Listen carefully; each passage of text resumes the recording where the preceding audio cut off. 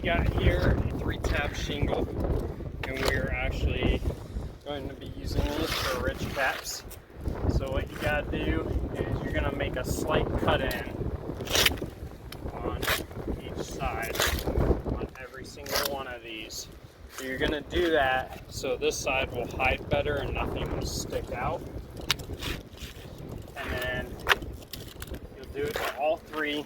These pieces have center cuts. You can see that. That's the way they come. Gonna cut that slide angle.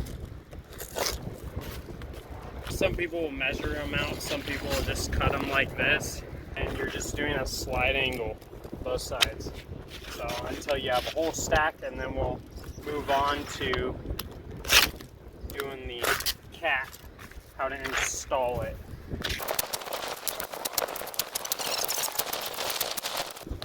Something like this could help you get a better cut. So you can cut one of these as a template and then lay it down on top of the other one. So say like that, and then you just follow it down and then follow it inside. And then you got the same thing right there.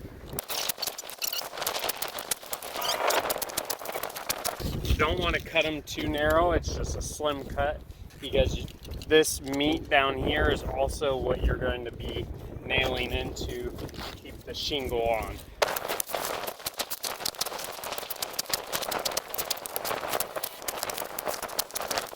So we're going to go ahead and cut this at an angle on both sides, so when we lay down the starter, nothing will be sticking out from underneath it.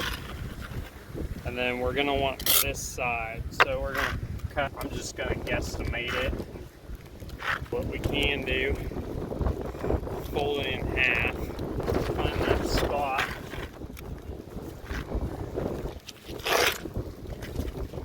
And we're going to use this as our starter, so then we'll have the tar on the outside. When we go to lay down one of these, it'll stick on it. I'll show you in a second when we get up there.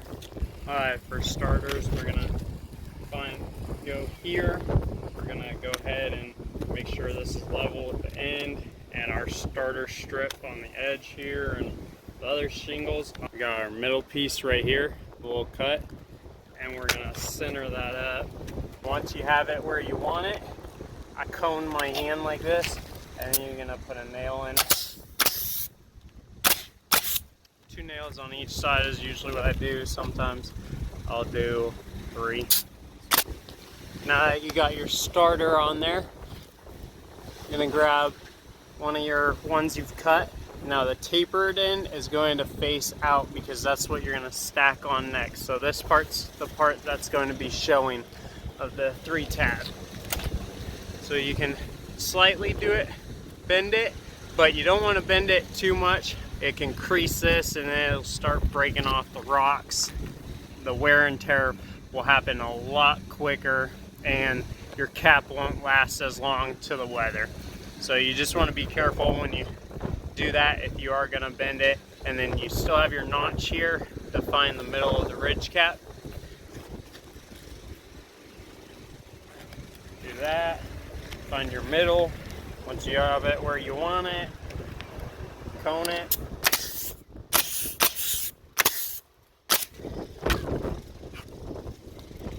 Your next one, you can do the same thing.